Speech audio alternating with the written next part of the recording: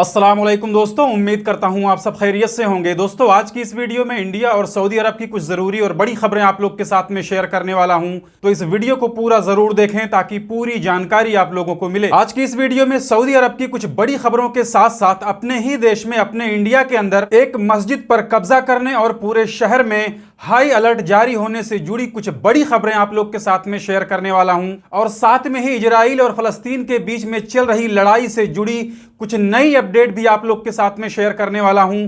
तो आप सभी लोगों से रिक्वेस्ट है, इस वीडियो को शुरू से लेकर अंत तक जरूर देखें। तो सबसे पहले बात कर लेते हैं एक इजरायली भैंस के बारे में, जिसकी वीडियो आप यहां स्क्रीन पर देख रहे होंगे। इस वीडियो में ये इजरायली मोटी भैंस फलस्तीनी मुसलमानों के नरसंहार की बात करते हुए ये भौंक रही है कि इजराइल सिर्फ यहूदियों का देश है, यहां पर मुसलमानों की कोई जरूरत नहीं है। और खबरों के मुताबिक जैसे ही फलस्तीन और इजराइल के बीच में लड़ाई शुरू हुई, ये इजरायली मोटी भैंस दुम दबाकर इसराइल को छोड़कर वेनेजुएला मुल्क भाग गई है। इसके अलावा फलस्तीन और गाजा की कुछ और वीडियो आपको दिखाना चाहता हूं, जिसमें से ये एक बहुत ही हृदय विदारक वीडियो सामने आई है। इस वीडियो में अपने होशो हवास खोकर चीखने चिल्लाने वाली फलस्तीनी औरत इजरायली हमले में अपने पूरे परिवार को खोने के बाद अपना होशो हवास खो बैठी है। इसी तरह की सैकड़ों हृदय विदारक वीडियो सामने आ चुकी है, जिसे मैं आपको यहां पर नहीं दिखा सकता, क्योंकि उसे देखने के बाद में कमजोर दिल के लोग विचलित हो सकते हैं। इसी तरह की एक फलस्तीनी लड़के की भी वीडियो आपको दिखाना चाहता हूं। इस वीडियो में यह लड़का बहुत ही बुरी तरह से भयभीत होकर सारी दुनिया के मुसलमानों से यह कह रहा है कि हम लोग अपने घर के अंदर या घर के बाहर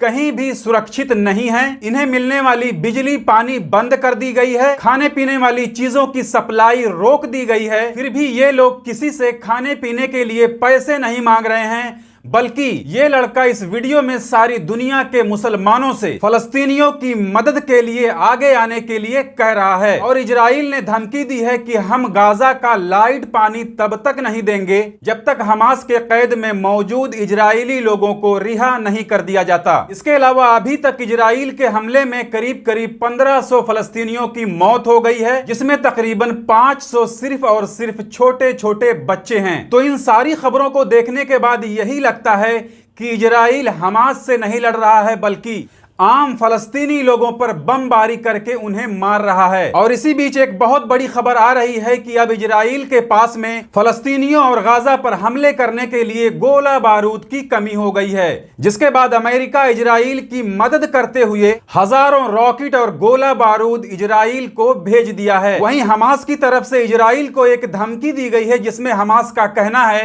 कि उन्होंने इजराइल को बर्बाद करने के लिए 15 पॉइंट का प्लान तैयार कर रखा है। हम इसराइल पर ऐसा हमला करेंगे जिसके बारे में इसराइल ने सपने में भी नहीं सोचा होगा। इसी के साथ साथ उसी इसराइली महिला की एक वीडियो देखी जा रही है, जिसके कल 2 बच्चों के साथ में कल हमास ने उसे रिहा कर दिया था। उसी महिला ने एक टीवी चैनल के इंटरव्यू में बताते हुए कहा है कि हमास ने हमें और हमारे 2 बच्चों को आजाद करते हुए हमें अपने तन, अपने जिस्म ढकने के लिए कपड़े भी दिए थे। हालांकि इजराइल और हमास के इस लड़ाई में अब तक 1200 इजरायलियों के मरने की भी खबर आई है, और साथ में 3000 इसराइलियों को घायल बताया जा रहा है। बहरहाल अभी भी इसराइल की तरफ से गाजा पर बहुत ही भयानक तरीके से बमबारी की जा रही है। खबरों के मुताबिक अभी तक इजराइल ने गाजा पर कुल 4000 टन विस्फोटक दागे हैं। तो इससे आप अंदाजा लगा सकते हैं कि एक छोटी सी जगह पर 7 दिनों से लगातार बमबारी की जा रही है, और अभी तक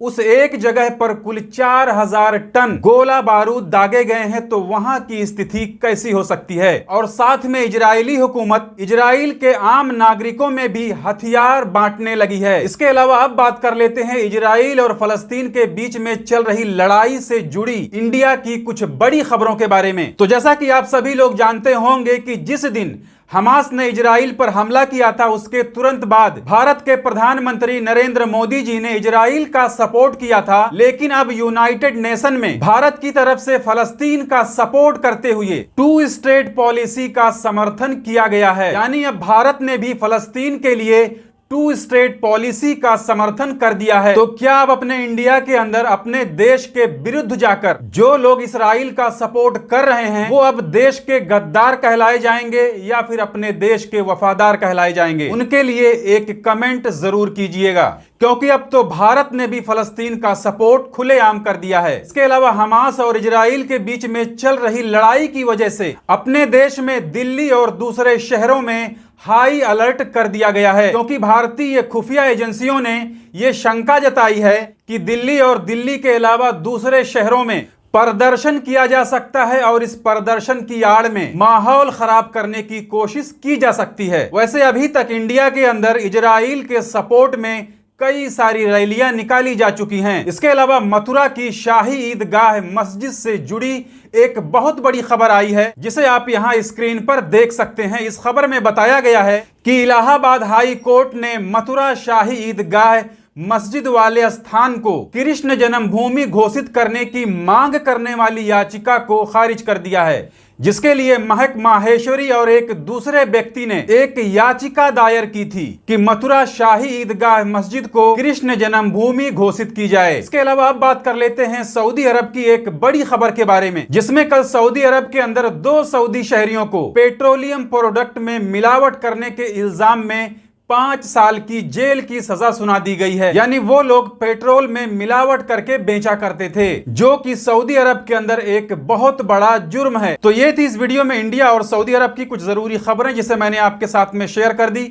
जानकारी अच्छी लगी है तो वीडियो को लाइक कर दीजिए। चैनल को अगर अभी तक आपने सब्सक्राइब नहीं किया है तो चैनल को सब्सक्राइब करके बेल आइकन को प्रेस करके ऑल पे जरूर सिलेक्ट कर लीजिए, ताकि हमारी आने वाली और भी दूसरी नई वीडियोस की नोटिफिकेशन मिलती रहे। क्योंकि इंडिया और देश दुनिया के अलावा सऊदी अरब में काम करने वाले गैर मुल्कियों से जुड़ी जितनी भी जरूरी खबरें होती हैं वो मैं डेली अपने इस चैनल पर लाते रहता हूं। तो आज की इस वीडियो में बस इतना ही। मिलते हैं फिर अगली वीडियो में, तब तक के लिए इजाजत दीजिए।